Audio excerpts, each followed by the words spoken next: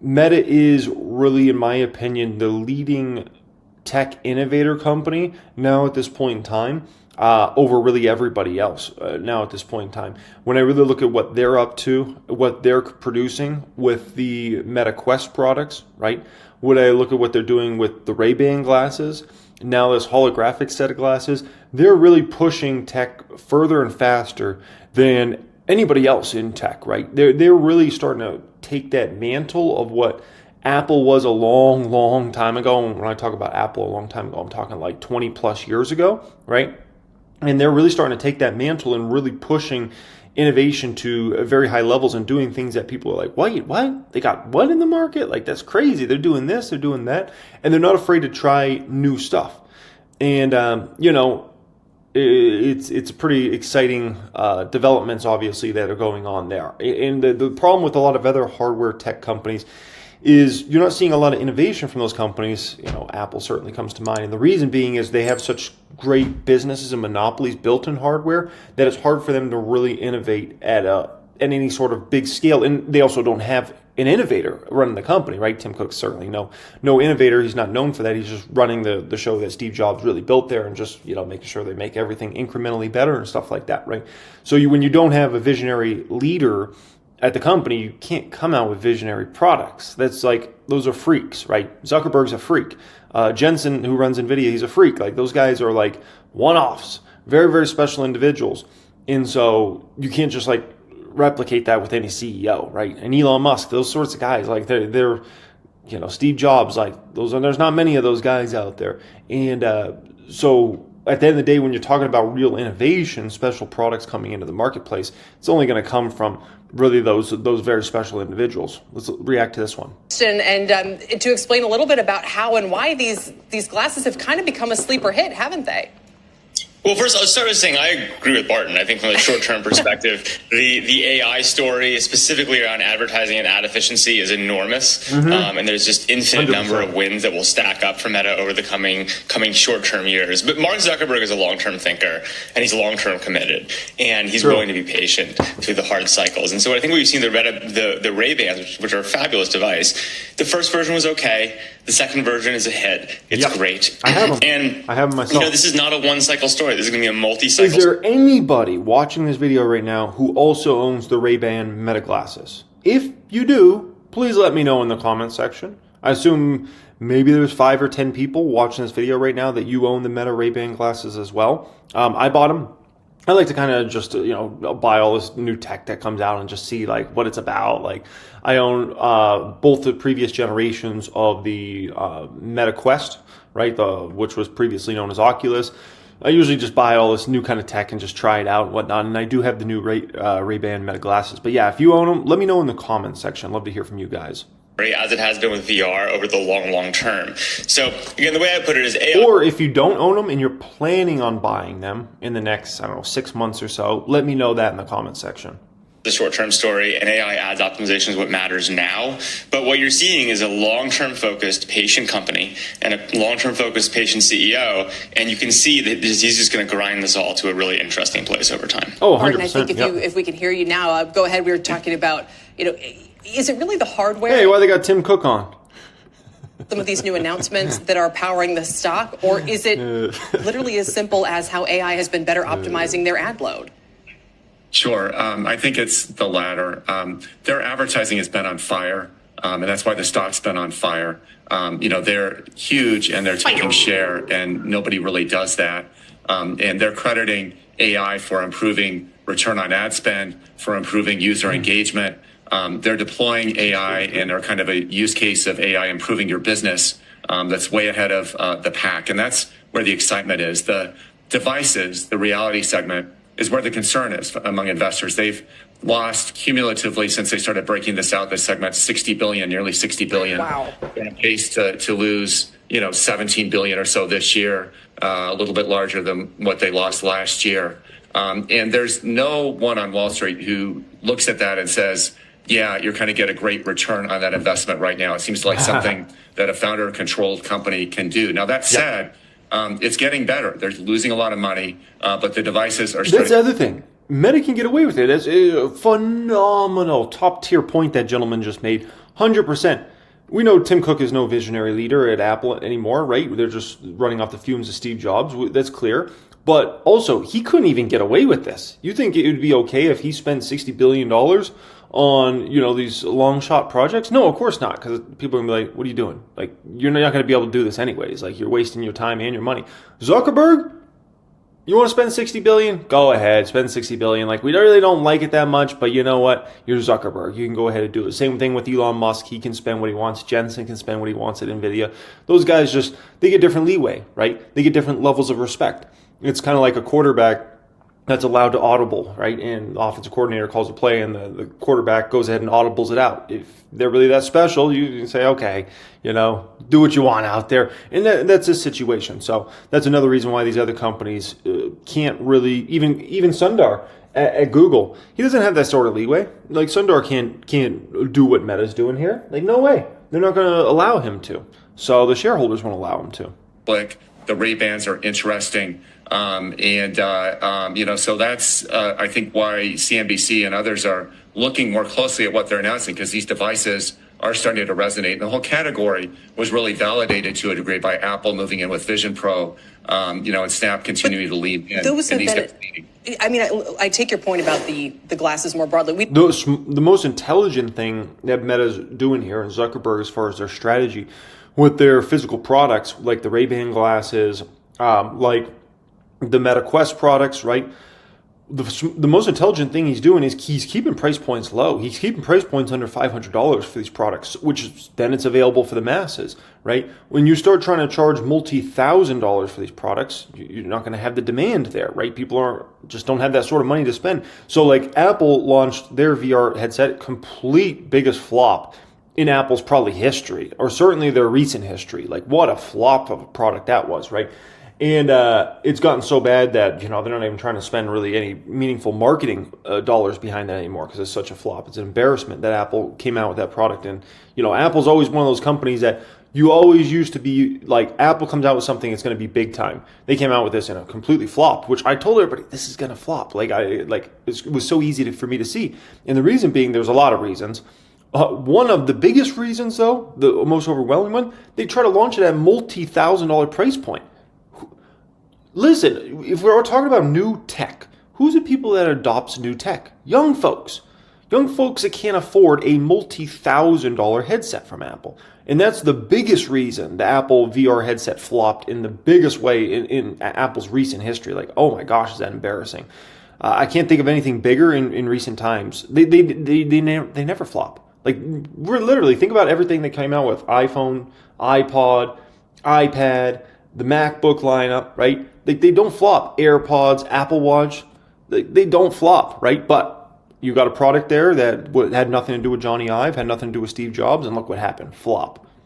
The product category for more or less dead. No one was that impressed with what Snap announced the other day. The Apple Vision Pro goggles, I don't think they've been a great seller. And you sort of, Barton, are saying you like the stock in spite of their investment in the glasses and not because of it. But Sam, I would just say these do feel like a little bit of a breakout hit. What separates them from the other kind of failed eye hardware that we've seen? Or are they going to be a flash in the pan, or really a more durable product category? I think it depends on your timeline. Look, Yes. They've gotten to the point of the consumer device. I climbed the Grand Teton last week wearing them, Wow. filming the climbing, listening to Nice. music. It's a great experience. I'd rather listen to music on that. There it is. There's that's about the point I was just making, right? Zuckerberg's like, we're going to create great products that are super innovative at affordable price points that the masses can actually afford. Apple's over here like, oh yeah, people are going to spend $3,500 plus tax. Add another 10% on, you're at nearly $4,000 for that Apple Vision Pro. Give me a break, man. Give me a break. Than I would on earbuds, and they take great photos. Now, is that the killer thing? Are we there? No. And I think to Bart, You know who uses a Quest 3? My kids use the Quest 3. Do I use a Quest 3? Heck no. I've tried it out. Am I interested in using that on a daily basis? Absolutely not. But my kids love it, right? That's who adopts the new technology. The Ray-Ban glasses, I use those. Those are pretty cool. But at the end of the day, like new tech, it's the youngins that always adopt it, right? The kids, the teenagers, people in their 20s, they're always the first movers on new tech. You think they can afford this price point? Give me a break. for the next several years, the story is going to be AI optimization, which is a massive freight train that Meta is best by far positioned to take advantage of. But again, Mark's in this for the long term. The company's in it for the long term. When you think on a 10-plus year horizon, which candidly the market doesn't care about, it's too far out for the market to care about. I'm glad they're making these investments, and I expect to see a lot of success long term. Sam, is it a bit of a black eye, so to speak, for Apple here that Meta has all the buzz around a headset right now and Apple doesn't? It must be driving crazy. I mean, if you think about it. It doesn't drive him crazy. No, here's the deal. Luca, the CFO of Apple, he's about to retire. He's about to go into bye-bye land, right? The big dog at Apple, Tim Cook, he's maybe got a few years left. The stock's at near all-time highs. He's happy. He'll probably, I would say Tim Cook will probably leave the company in the next 2 to 5 years, right?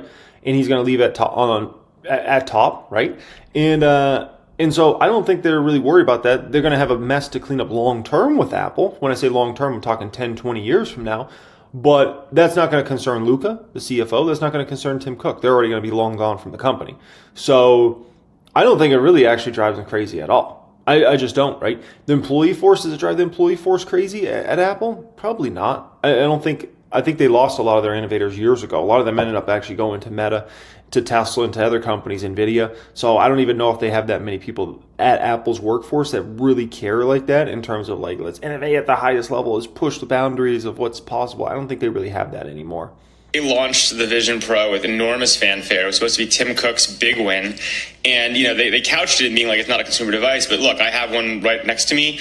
I think it's probably the most expensive device per minute of consumer use in history. No one uses these things. Yes, and exactly. Meta, meanwhile, when you put their headsets on and they continuously grind and grind and grind, they're making them better and better. I'd say they're already better than the Vision Pro at a tenth of the price point. This is going to be a long, hard-fought battle, but Meta's incredibly well-positioned, and it's a huge black eye for Apple. Yeah, but like I said, I just don't think... If Steve Jobs was still running that company, one, they wouldn't be in this situation. Two, they would actually care. They would have the employee force, Johnny Ive, Steve Jobs, those guys would not be happy with everything that's going on there. But I don't think they have that. No, it's just a big bureaucratic company now. It's got a monopoly market share. They'll just, it will 10, 20 years from now, we'll be talking about Apple's troubles, but it's not right now, right? For now, they got the iPhone ecosystem. Meta's going to disrupt that huge over the next 10, 15 years, but it's not over the next 1 or 2 years, right? And so Apple's good for at least the next few years. And then we'll see problems emerge in Apple longer term. But that, once again, the people that are running Apple, they're not even going to be around at that time. So all they care about is making sure that stock price is at all-time highs or near all-time highs when they go ahead and leave this company. Hey there, it's Jeremy. I hope you really enjoyed that clip here today. What I'm showing you right now is 1000xstocks.com. This is a specific software that has been designed to save you time. It's a one-stop shop for long-term investors to know how the company is doing, listen to what management has planned for the future, and compare companies next to each other. Which big tech is the most undervalued? Is that small cap company you heard of actually worth investing in? Or are there red flags? Get the front row to the conference call, be able to access the management, which information is right to make an educated decision. Get all that information through 1000xstocks.com. You can access that through the description area. You can apply for access to 1000xstocks.com, or you can go to 1000xstocks.com. So, a lot of big developments here in regards to Meta. Oh my gosh, big developments, okay? One, they showed off a new headset. This is very exciting. Today at Connect, we unveiled a new Meta Quest 3S headset, which has the same mixed reality capabilities and fast performance as Meta Quest 3, but at a lower price point. Quest 3S is the best headset for those new to mixed reality and immersive experiences who might want to be waiting for basically a lower cost, right? We're dropping the price of the 512 gigabyte Meta Quest 3, the best headset in our lineup for tech enthusiasts and gamers. Now, this is substantial, okay? Absolutely substantial that they're coming out with a $299 price point on this new product. This could sell incredibly well in the marketplace. You want to talk about a product that is priced for birthday parties, a product that is priced for Christmas for kids? This is that sort of price point, okay? Steve Jobs understood on the highest level possible a lot of things. And Steve Jobs, obviously a business genius. He understood a lot of things. And one of the things Steve Jobs understood on the highest level possible, is you need to make products that are affordable to young people when it comes to new tech. When it comes to new tech in new industries that people aren't really used to buying these things, it has to be affordable to young people. I'm talking kids. I'm talking teens. I'm talking people in their 20s, right? It's got to be affordable to the parents that might be buying this product for their kids for their birthday or for Christmas or something like that, right? Which means it needs to be in the hundreds of dollars, not in the thousands of dollars. And so, because if you go back to every single tech adoption we've ever seen, they're always led by the young people. It's not people that are in their 50s and 60s that are leading the tech adoption. It's never been that way. It never will be that way, right? Anything, I don't care if it's TikTok, Facebook, MySpace back in the day, Instagram, the iPod, the iPhone, all those things, they're always led by who? Snapchat, the young people. The young people make the trends. They've always made the trends in regards to tech, and they're going to continue to do that, right? And so that was something Steve Jobs understood on the highest level possible. If we talk about the biggest flop in modern Apple history, which when I say modern Apple history, I'm really talking the past 25 years. And honestly, this is probably the only flop Apple's truly had in the past 25 years. It's this product right here, the Vision Pro. I told you guys this is going to flop huge. I was 100% right on that, right? And the reason being, there's a lot of reasons this product flop. This was the first product Apple really came out with that didn't have Johnny Ive's influence in it or Steve Jobs' influence. And boy, did it show.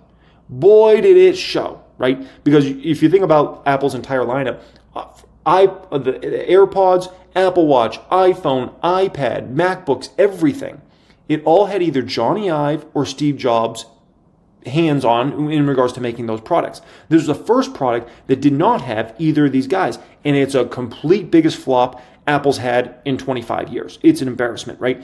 And why? A lot of reasons, including that ridiculous battery pack. I'm like, well, I'm shocked. Like, when I saw a product, I was in shock. I'm like, I can't believe Apple's like gotten this bad. This is insane, right? Got a 5 out of 10 from Wired. Ugh. So $3,500 price point was the main thing. You know, after taxes, you're looking at $3,700, $3,800. Who has that sort of money to buy that for their kids? And you think a 55-year-old who actually has the money is going to be the one to adopt that technology? They're never the ones that adopt technology. They're the ones that will wait till the last moment to adopt technology. You think the baby boomers are going to be the ones to go out and buy those Vision Pros and pay $3,800, $3,700 for them because they got the money for it? And they got a few $1 million in their retirement account? Heck no. It's not the way tech works. It's never been the way the tech works. It never will be the way the tech works, right? And so this is brilliant by Zuckerberg, right? When Apple showed off their first iPod, guess what the price point was?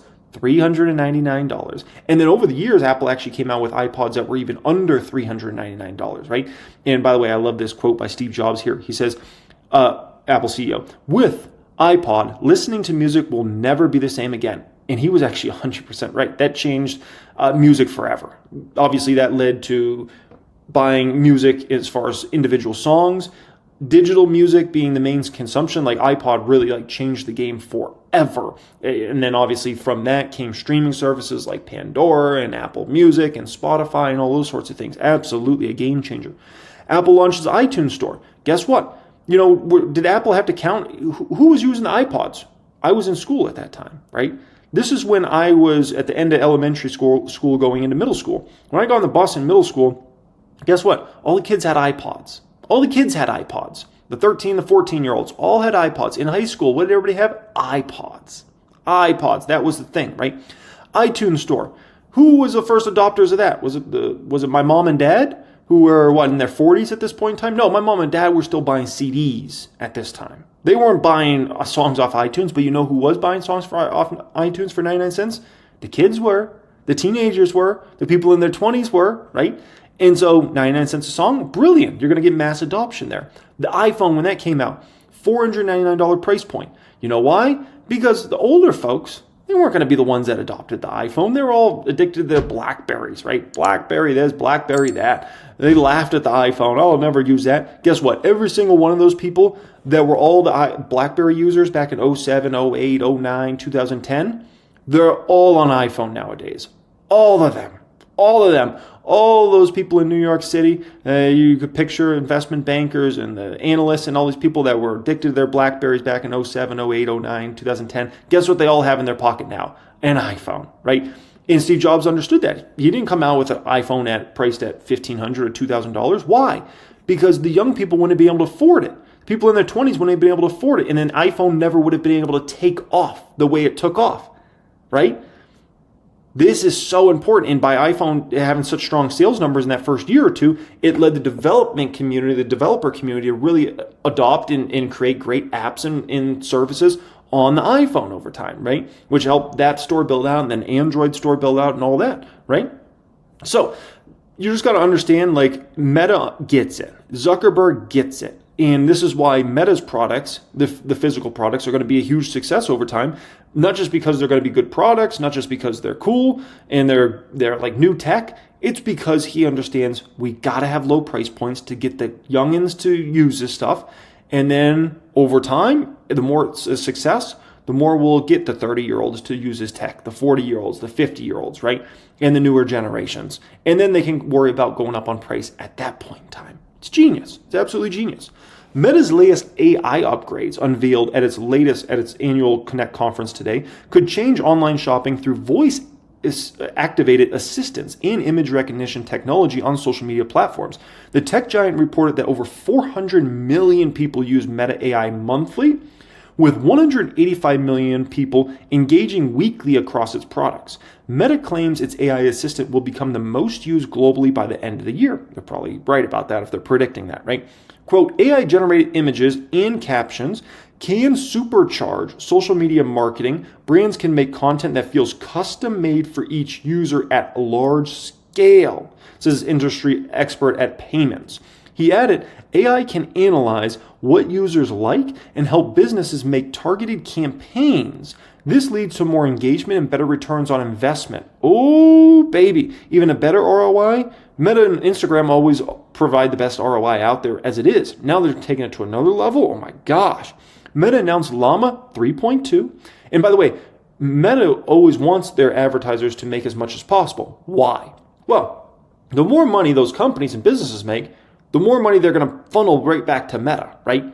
If you're getting, let's say, a 3x ROI on your ad spend, you're going to keep funneling as much money as you possibly can to Meta because you're getting such a great ROI on that. This is why it's so important that when people run ads on Facebook or Instagram or do something through even WhatsApp, it's very, very important that it's successful. Because if it's successful, the more successful it is, the more those companies are going to flood money right back to Meta, and the more money Meta makes. It's an absolutely kind of brilliant little flywheel going on there. Meta announced Llama 3.2, a big advancement in its open source AI model series, alongside its consumer-facing updates. This new release includes small and medium-sized vision language model and lightweight text-only models designed for edge and mobile devices. The vision model can analyze images, understand charts and graphs, and perform visual grounding tasks. The lightweight models, optimized for on-device use, support multilingual text generation and tool calling abilities, enabling developers to build personalized applications, supposedly prioritizing user privacy. We'll see about that. I'm not going to talk about that, okay? They talk more about features that are going to drive engagement on these different platforms, right? I thought this was fascinating here. The company said ad campaigns using AI features got 11% more clicks and 7.6% more conversion than regular campaigns.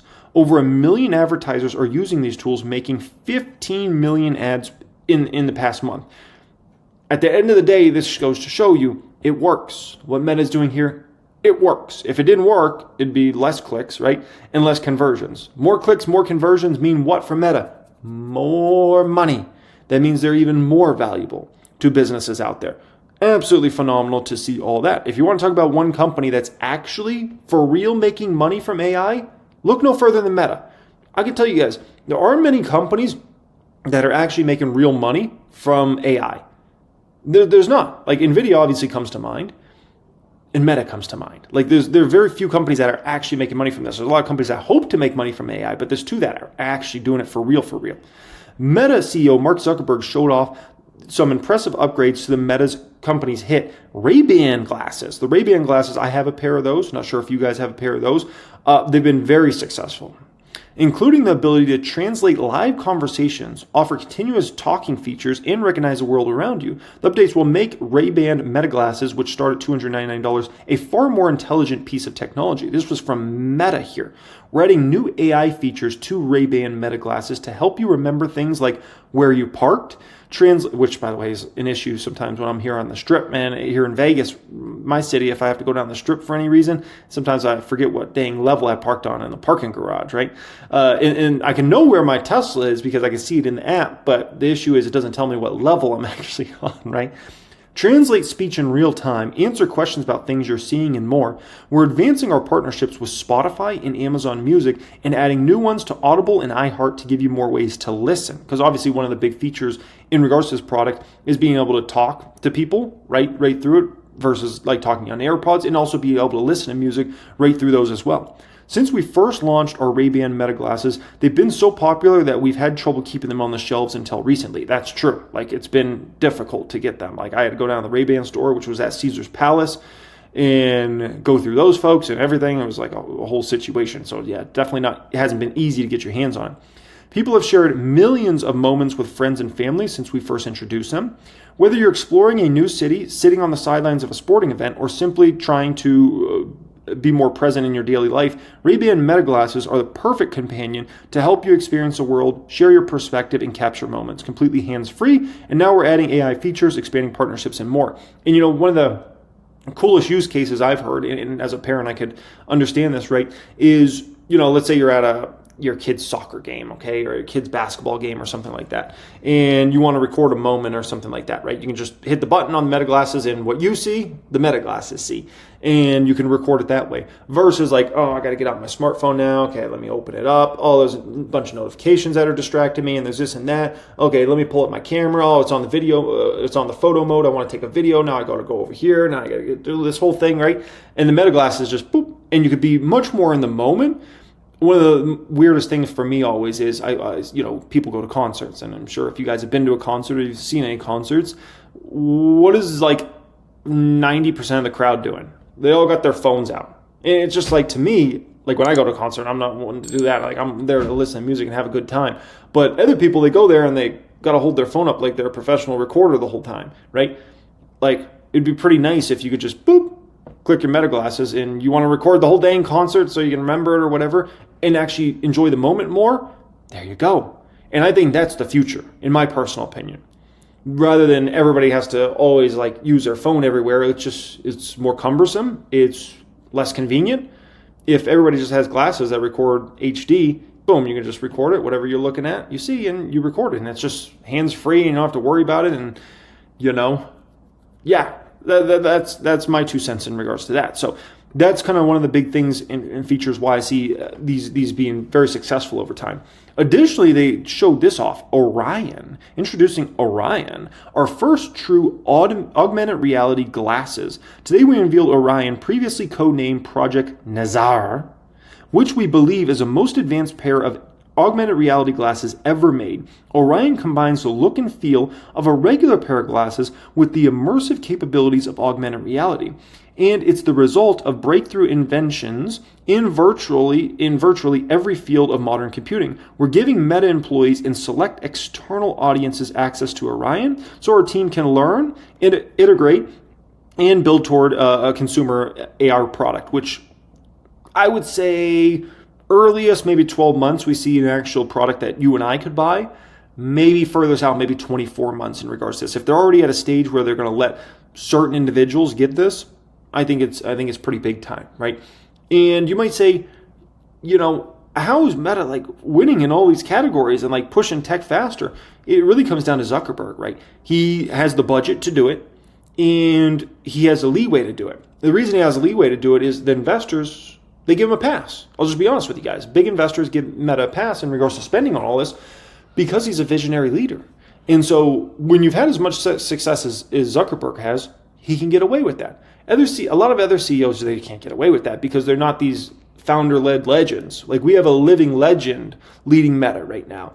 And not only is he a living legend, he's actually entering the prime of his career. Like this next, in my opinion, 10 to 15 years is really the prime of Zuckerberg's career. It hasn't been in the past. He was so young, obviously when he first started the company and when the company went first IPO, that wasn't even prime Zuckerberg. That was back in those days, he really needed Sheryl Sandberg to hold his hand a lot, right? As he was learning business and learning all this stuff and running a big company. We're entering the next 10 to 15 years as prime Zuckerberg. And so he has the budgets to do it. He has employee force to do it. And he has the vision to make this stuff a reality that I would say 99.99999% of other CEOs just don't have it like that, right? So that's special, and that's what's going on here. And so the kings of tech right now are these two guys right here. It's clear as day. Jensen and what NVIDIA's been doing and what Meta's up to on the AI side, what they're up to in regards to ads and targeting and like just taking things up to a much higher level than it's ever been, and what they're up to in regards to all these different hardware products. They're the kings of tech. These two guys are running the show now at this point in time. And the proof is, look at a 2-year chart of these stocks. This shows you a 2-year chart here, right? And remember, tech stocks are always going to, in terms of their stock prices, they're going to move on two things. They're going to move on the results of the companies, but also they're going to move on like the vision, the belief in the company and what they're doing in the future. That's how tech companies roll, right? It's not like oil and gas stocks where it's only about the results. Tech stocks is about the results and what we see is going on and what we actually believe the future. If people believe the future is going to be very bright for a tech company, they'll buy the stock even if it has a high PE or something like that, right? And in the past 2 years, NVIDIA stock's up 900+%, Meta stock's up 300+%. Those ones are so far so far above everything else. The next closest from the Mag 7 after that is Microsoft at an 81% gain, and a lot of that's through their ChatGPT partnership there, right? I can tell you if they didn't have that relationship, that stock likely wouldn't be up 81% in the past 2 years. It might be up 60 or 70%. Then comes Amazon up 67%. Then comes Google up 66%. Then comes Apple up 58%. And then Tesla down 4% because Elon Musk would rather just tweet and retweet all day. And, obviously he's bought X in the last 2 years and he's taking his eye off the ball. And so now Tesla's amazing employee force, unfortunately, has a leader who's, kind of in and out in regards to that. His focus is more on politics than it is running a company. And so that's unfortunate, and I hope he gets it together, but the proof is in the pudding. Like, the proof is in the numbers. The belief in Tesla has been lost a lot. That's why the stock's down 4%, and the numbers have been crap. You can't have both of those come together. Meta, NVIDIA, you got the results there, booming results, and you got the vision in the future for those companies and the belief in the future, because those guys are actually focused on advancing their companies forward and not focused on tweeting all day and retweeting, right? So Meta, as far as my plans with Meta, I might take a small profit around $700 in the fourth quarter of this year, assuming it moves to 700, which I wouldn't be surprised if it does. If it does, I might take a small profit, some chips off the table. I mean, a very small amount, though, overall. And the reason I think the stock could go to 700 here, rather quick, is if you look at next year's numbers expected here from analysts, they're at around 14.5% earnings per share growth and less than 14% revenue growth.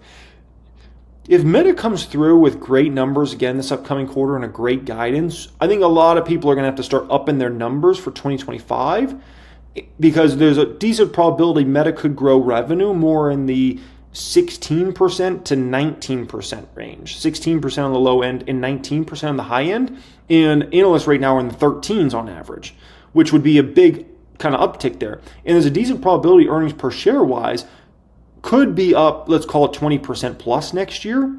And analysts, once again, are about 14.5%. So if all of a sudden you're expecting 20% plus earnings per share growth, you got to up all your numbers. So that's why don't be surprised if you see Meta go 700 sooner rather than later in regards to that one.